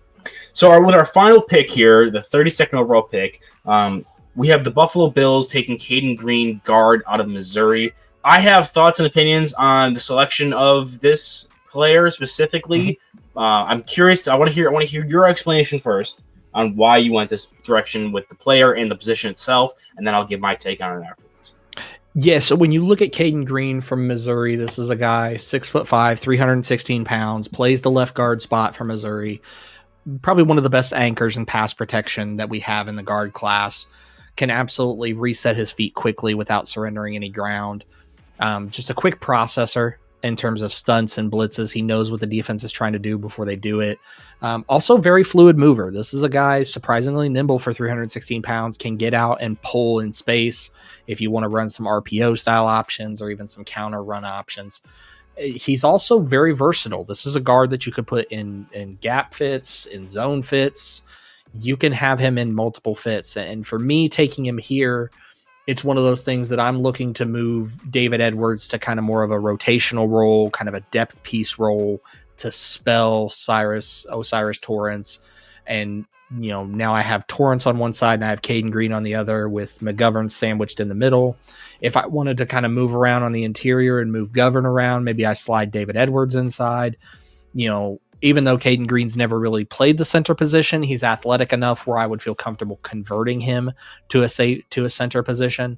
But I think Caden Green is the best interior offensive lineman, and I think that's where Buffalo ultimately looks to kick off their draft next year.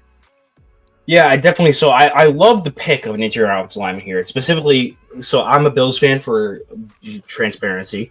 And they specifically, so David Edwards is in his last year of his contract, same with Connor McGovern. Mm-hmm. And the conversation has been, do you give Connor McGovern the money as being one of the better centers in the league to help be that pivot and maintain it there and let David Edwards walk. And then you have Osiris Torrance, who will be up for an extension next offseason. And the way he's playing right now, how young he's been, and the fact that he's been a starter since his rookie year on one of the best offensive lines in the league, he may be one of those guys that is the next guard or interior player to fetch $20+ million a year. So do you pay Connor McGovern as your center and maybe risk losing Osiris Torrance and definitely David Edwards later on? So going with an interior offensive lineman here, I think, is the best option. For me, I would pay McGovern and probably let both your guards, your current guards, walk, and then maybe perhaps let some of the other players take over. Also, in this scenario, though, you also have Cedric Van Granger, who's been on the back end marinating for 3 seasons, so maybe he becomes your center, and then you want to be able to insulate him with talent, Osiris Torrance on one side, and then Caden Green becomes your immediate David Edwards replacement. So I do like the depth Buffalo has at their offensive line. They have some upside there, but I don't think either of them are or any of those players are going to help make me not want to take an interior offensive lineman who's worthy of going in the first round, like you described with Caden Green. And the way you described him as a prospect is the perfect, like, stereotypical Aaron Cromer offensive lineman. Ability to play both gap and zone schemes, having size, but also movement skills, similar to what they went through and targeted with Osiris Torrance. So I do think that projects well to what they would want, and you've answered. I had questions from what my analysis was going to be of this position with taking the guard. That's why I want to let you go first. And you basically answered them without me even having to ask. So that is awesome. That is a sign of a perfect selection there at number 32 overall for the Buffalo Bills. But all right, Bill, that was a lot of fun. That was our 2026 first round mock. That's the first one I've done in this draft cycle so far. I'm not sure how many others have been done by you. I know you have a ton of guys already scouted, so I'm sure you've been ripping off first and second round mock drafts in your free time just for some fun there. So I definitely this was something that was very informative for me. I'm sure it was informative for all the viewers there. Real quick, if you want to give another shout out to all your different things so people know where they can find you and find your scouting reports and get more information from you as the season progresses and you get more information on these prospects. Absolutely. So you can find all of my content over on X at Spark Scouting, also on TikTok, Instagram, Threads, and also over on Substack. Just search at Spark Scouting and you'll find it. You can also find me as a writer and analyst for the Right Way Sports Network. That's TWSN.net. You can also find me on the Mrs. R Relevant Daily Draft podcast over on YouTube at NFL Draft Fanatic, no I in Fanatic. You'll see me on multiple nights, Wednesday nights, Friday nights. Just tune in and you'll see me there. But yeah, come talk to me on X at Spark Scouting. Let's chop it up. Like I said, I have over 440 prospects graded, comped. I'm sure there's someone I've missed or someone I'm wrong. If you're a Lions fan, just go yell at me, at which point I'll tell you you're yelling at clouds. That Lions pick, I personally think, even though, positional need and everything, I think that's still a solid pick. I would never argue with that one there, specifically with the player they have there. And I do think your logic and reasoning does make sense, especially with the player that got selected. But we've also forgot to mention so far your number one accolade. You're the reigning Quiz Bowl champion here on the Weekly Huddle YouTube channel. So Bill has been someone who's been on the channel before. I'm always glad to have you on here, Bill. It was always a great time. For everyone else who's watched, please subscribe and hit like on this podcast. Leave a comment in the comments here, because that's one of the best ways you can help with engagement and pushing this to other people who would enjoy some draft content. Comments are always the best way to do that. So go ahead, tell us what picks you liked, didn't like, what players we maybe didn't talk about in this mock draft, if you have that depth of knowledge that even I don't have at this point in this cycle, but Bill clearly does. So thank you, Bill, for coming on. I'm excited to have some more stuff coming out on the channel, and hopefully we can have you on again. I know do the Bills and Browns play each other this season? Bill, I don't believe so. I'd have to double check.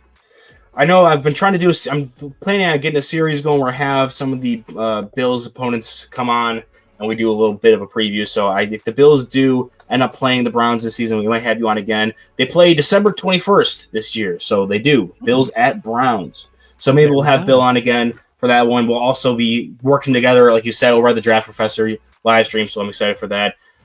But with all that being said, we're all done here. That was a fun episode, and I thank you, everybody, for checking out this episode of the Weekly Huddle podcast. Peace.